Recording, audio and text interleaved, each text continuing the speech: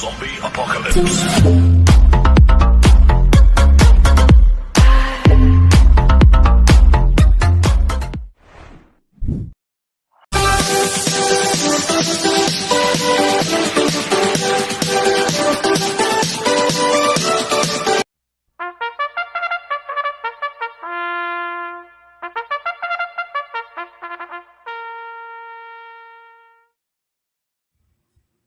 Magandang araw po mga bayang karerista.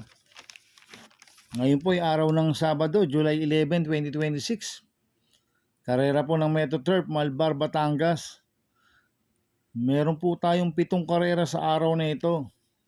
Nandito naman po yung lingkod, Drunken Master Wangbu aka Eloto Budoy para magbigay ng giya at analysis sa inyo mga bayang karerista. Mga bayang karerista, start po ng karera rin ay 3 p.m. Kaya bago po ako magsimula magbigay ng giya at analysis, huwag pong kalimutan subscribe, like and share YouTube channel ko po.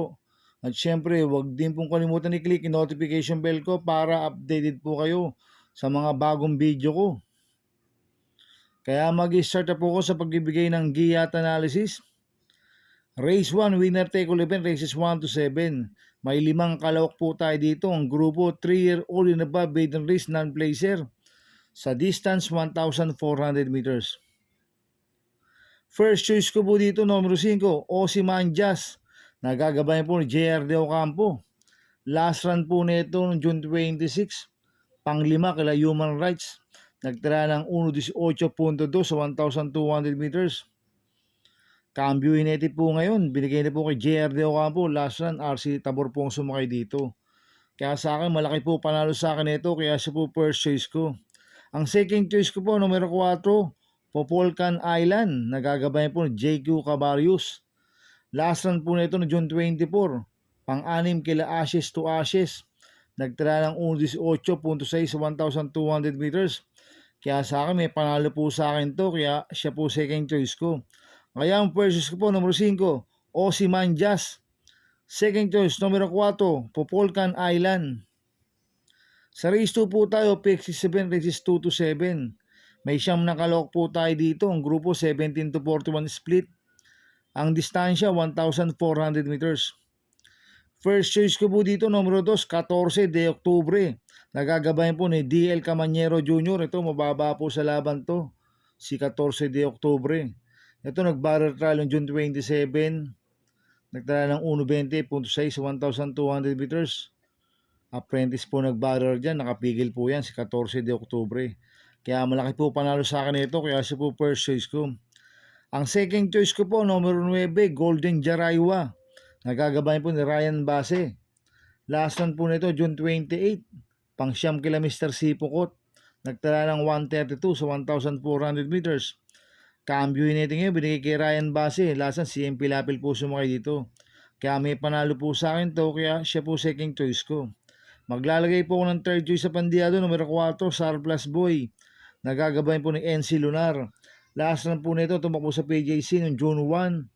Tarsero kala B-Smart, nagtala ng 1.15 sa 1,200 meters. Kaya sa akin, siya po yung third choice ko na pandiyado. Kaya ang first choice ko po, numero 2, 14 de Oktubre. Second choice, numero 9, Golden Jaraywa. Third choice ko na pandiyado, numero 4, Surplus Boy. Sa race 3 po tayo, pick 5 event races 3 to 7.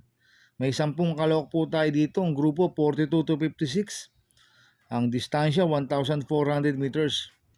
First choice ko po dito, numero 5, Miss Peacemaker. Nagagabayan po ni Ryan Base.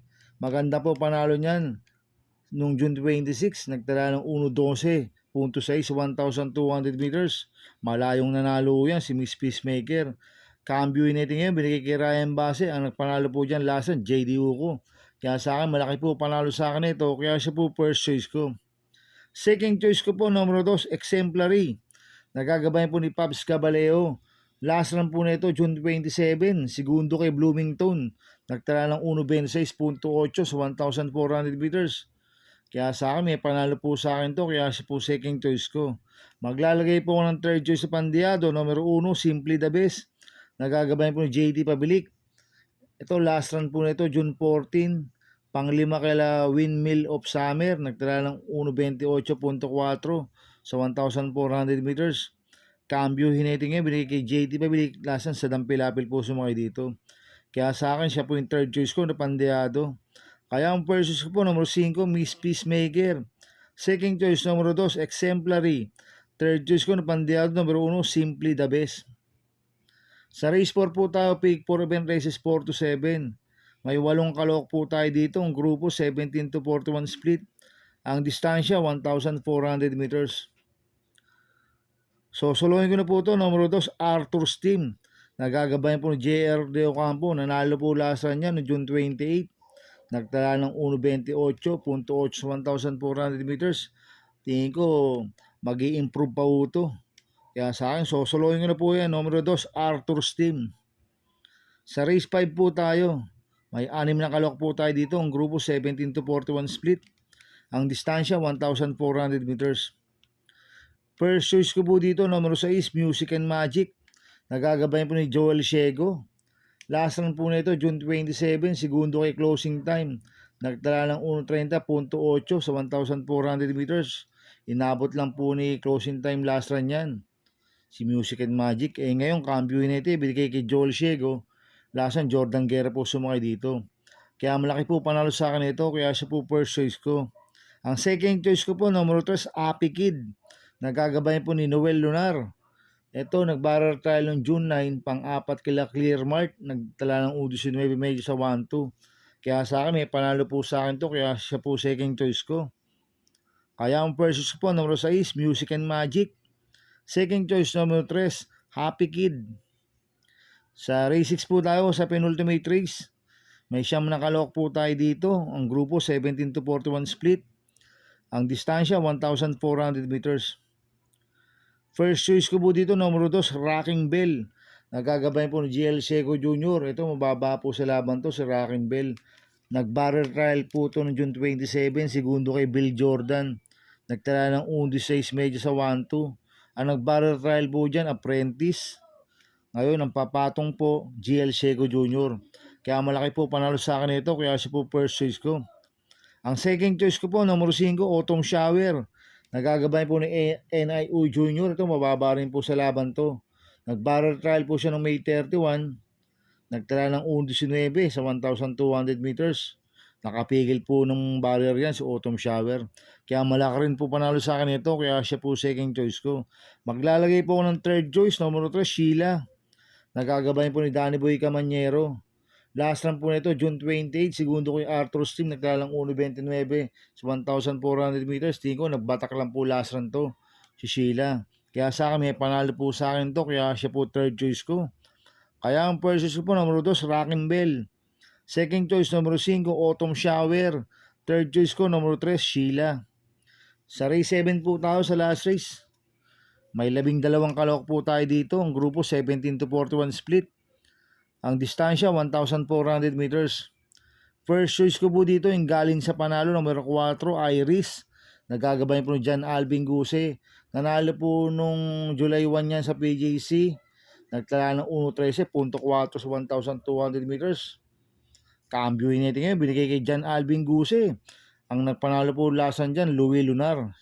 Kaya sa akin, malaki po panalo sa akin ito, kaya siya po first choice ko. Ang second choice ko po, numero 9, Stand in Faith. Nagagabayan po Jim El Ciego. Last run po nito, tumakbo sa Metro Turf noong June 28, pang-6 kila Giselle Stats. Nagtala ng 1.30.4 sa 1,400 meters. Kaya sa akin, may panalo po sa akin to, kaya siya po second choice ko. Maglalagay po ako ng third choice sa Pandeado, numero 3, Golden Diet. Nagagabayan po ni GL Seco Jr. Ito, mainam na po pinakita niya last run, July 4. Segundo kay Rodeo Drive. Nagtala ng 1.26.8 sa 1,400 meters. Kaya sa akin, siya po yung third choice ko na Pandeado. Kaya ang first choice ko po, numero 4, Iris. Second choice, numero 9, Stand in Faith. Third choice ko na Pandeado, numero 3, Golden Diet. Good luck in happy racing, mga bayang karista. Inuulit ko, ito yung gabay ko lang at analysis ko. Pero pagdating sa tayaan, kayo pa din na masusunod. Sana ay swertein tayo at magsitama. Kaya good luck po sa ating lahat, mga bayang karista. Mga bayang karista, shoutout muna ako. Happy racing po sa mga subscriber ko. Maraming salamat po sa inyo. At happy racing din po sa mga boss ko, kay Boss Toto de la Cruz, kay Boss Manuel Chua, kay Boss Manny Caprice, kay Boss Godo Predo, kay Ninong Rigor Cruzada, happy racing po.